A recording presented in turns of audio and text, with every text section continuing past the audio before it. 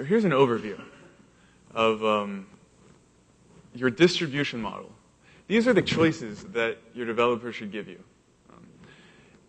I've tried to group it into discrete chunks, but really it's more of like a stream. You know, you can get more and more and more native. So over on the right, we start with the sites and apps and hybrids and natives. Everything moves towards native here.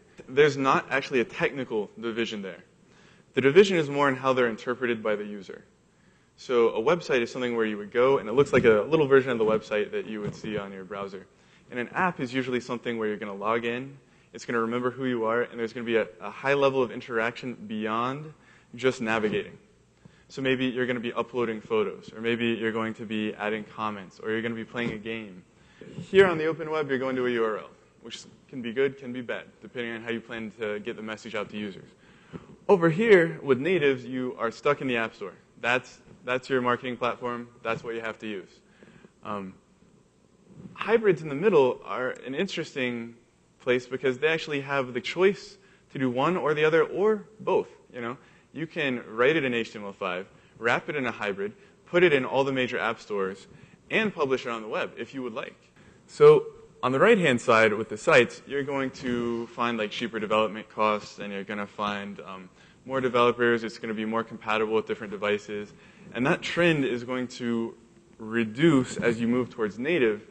And on the native end of the spectrum, you're going to start seeing faster response times, better graphics, higher levels of interaction, easier payment systems because of the App Store payments. So that's just the general trend. But the way that I discern between a web app and a website is largely in how much user interaction there needs to be, and how real-time it needs to be, how quickly it needs to respond. Should it feel like I go to this page, and I go to this other page, and I go to this other page, or is it all in one window? Can it work offline? HTML5 can actually give you offline capabilities. So you can record not only your app, not only all the assets, the HTML5, the JavaScript, and the CSS that makes up the app, on their phone, saved so that they can even use it when they have no network. You can also save their information. You can save their login information and their preferences and their favorites and their history and all that. You can even save where they were the last time they viewed the app, so the next time they open it, it goes back to the same place. There are many cases when native apps are beautiful, when they deliver a great user experience, and when you literally couldn't use anything other than a native app to accomplish your goals. I see both of the major platforms moving more towards HTML5-centric apps, and a lot of mobile websites getting smarter and smarter and smarter, and storing more stuff on your phone. These are things that not a lot of companies, other than really big ones like Facebook and Twitter, et cetera, are taking advantage of right now.